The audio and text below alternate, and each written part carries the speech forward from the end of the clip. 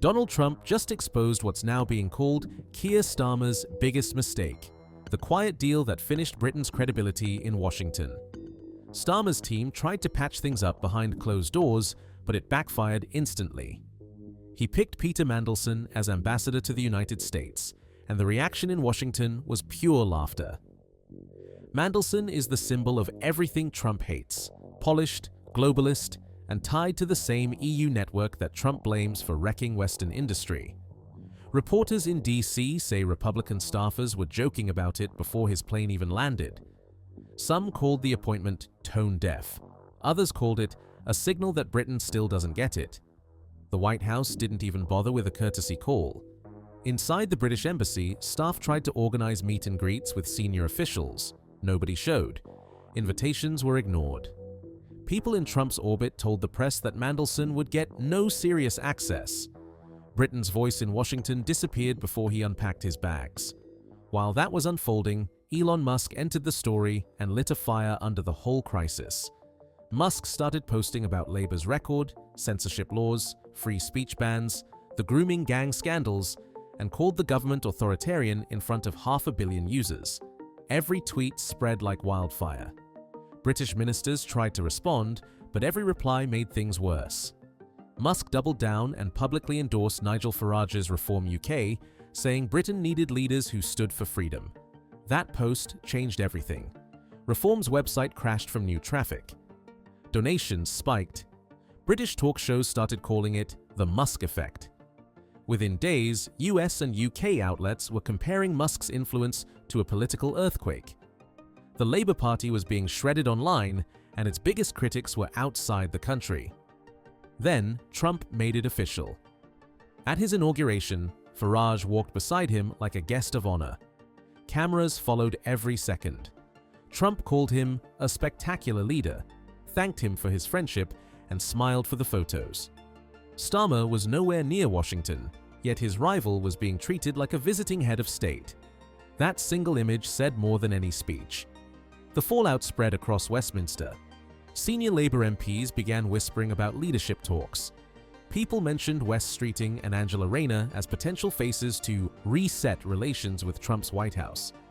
Donors started pausing funding. Staffers leaked frustration to the press. Everyone inside the party knew the same truth: Starmer had turned Britain into a political orphan. Meanwhile, the American side stopped pretending there was still a partnership. Trump's advisors told journalists that Britain was no longer reliable. US trade policy papers started referring to new strategic partners in Eastern Europe and the Pacific. Analysts began using the phrase post-special relationship. And just when it seemed Starmer had no room left to fall, another problem hit. Reports came out that Trump's national security team viewed Labour as too friendly with China. They pointed to soft language on Hong Kong, the silence on Taiwan, and Labour's refusal to block Chinese access to sensitive tech sectors. Washington read that as weakness. Within weeks, intelligence sharing was reduced. British officials confirmed it quietly, but everyone knew what it meant. America no longer trusted its closest ally. Markets caught the signal. The pound dipped again. Investors held back from new energy projects. Economists warned that tariffs were now certain. Businesses that relied on American buyers began planning layoffs. News channels ran daily countdowns to Trump's trade list. Each day, more leaks confirmed that Britain was near the top. Factories in the Midlands and North started preparing for cuts. Unions demanded answers. Starmer tried to calm the anger with press conferences about ongoing communication, but no one believed it. Every journalist asked the same question: has Trump called? The answer was no. Across Europe, leaders started adjusting strategy. Trade summits went ahead without British invitations. Panels that used to feature London's diplomats now listed observer only. The humiliation was open and repeated. Then came stage 2 of Trump's punishment: the tariffs. 25% on key British exports. Aerospace, pharmaceuticals, auto parts, finance, everything hit at once. The government's own analysts said it could wipe out tens of thousands of jobs within months. Newspapers ran headlines comparing it to economic warfare. Downing Street called emergency meetings that fixed nothing. Officials admitted they couldn't even reach senior contacts in Washington. Every path led to a deadline. Inside the Treasury, staff warned that revenue shortfalls could hit record levels. Ministers tried to brief the press about constructive diplomacy, but there was no evidence of it. Public anger started boiling. Prices rose. The cost of imports jumped. Reform UK rallies exploded in size. Musk boosted every clip to millions of followers. Voters began chanting that Farage was the only one who could fix relations with Trump. Labour members watched their support collapse in real time. Inside Starmer's office, morale sank. Some aides described the meetings as hopeless. Each day brought new cancellations, new diplomatic snubs, and new headlines about lost trade. Business leaders started calling for an early election. Even party loyalists admitted off record that Starmer's leadership was now dragging the entire country down with it. Keir Starmer had bet everything on Trump losing the election. He lost that bet, and now the country is carrying the debt. The special relationship that carried Britain through 8 decades of wars and diplomacy is gone. What's left is a quiet alliance with no power and no trust, and every sign points to more punishment ahead. Peter Mandelson's appointment was meant to calm the situation, but it did the opposite. Washington insiders saw it as a statement of arrogance. Mandelson walked into DC expecting handshakes and got silence. Staffers laughed about how Britain had sent the most anti-Trump man in Europe to negotiate with Trump's government. That's how badly Starmer's team misread the moment. The first week of his posting, the embassy couldn't even fill a reception. Invitations went out to every department, and not a single senior Republican showed up. Journalists snapped photos of empty seats. American aides called it the most awkward party in DC. The signal was clear: Britain was no longer inside the circle. In London, Starmer's advisors watched the headlines pile up. They issued statements calling the relationship constructive, while diplomats privately said no one in Washington was taking calls. Each day, the freeze became harder to deny. The man representing Britain in America couldn't get a meeting inside the White House. Then Elon Musk turned the crisis into a public spectacle. His posts about Labour's record on free speech and censorship hit millions of screens within minutes. Musk called the government controlling, hypocritical, and out of touch. The posts spread like wildfire. British ministers tried to ignore it, but every time they stayed silent, Musk doubled the volume. He began tagging Reform UK and praising Nigel Farage for actually defending Western values. That message landed. Farage's following grew overnight. Reform's membership spiked, and British talk shows started quoting Musk's lines word for word. Labour's digital team couldn't keep up. Musk's reach made their official channels look invisible. Within weeks, Musk told his followers he planned to support Reform UK financially. The number floating around was £10 million, maybe more. No one doubted he could do it. He already changed entire markets with a tweet. Now he was changing Britain's political map. Farage grabbed the spotlight and didn't let go. He traveled to Washington and walked into Trump's inauguration as if he owned the place. Cameras followed him everywhere. Trump introduced him as a true friend of freedom. The crowd cheered, and every British network ran the clip. Starmer was in London watching his rival take Britain's seat at the table. If you're watching this unfold and want every update the moment it breaks, hit subscribe, because this story is only getting louder. From that moment, Farage became the unofficial bridge between London and Washington. Trump praised him at every event. US officials started holding side meetings with his advisors. The message was open: Reform UK, not Labour, was America's trusted contact. Back home, Labour MPs panicked. Private WhatsApp groups filled with talk of leadership challenges. Names like Wes Streeting and Angela Rayner surfaced as potential replacements. Donors began freezing contributions.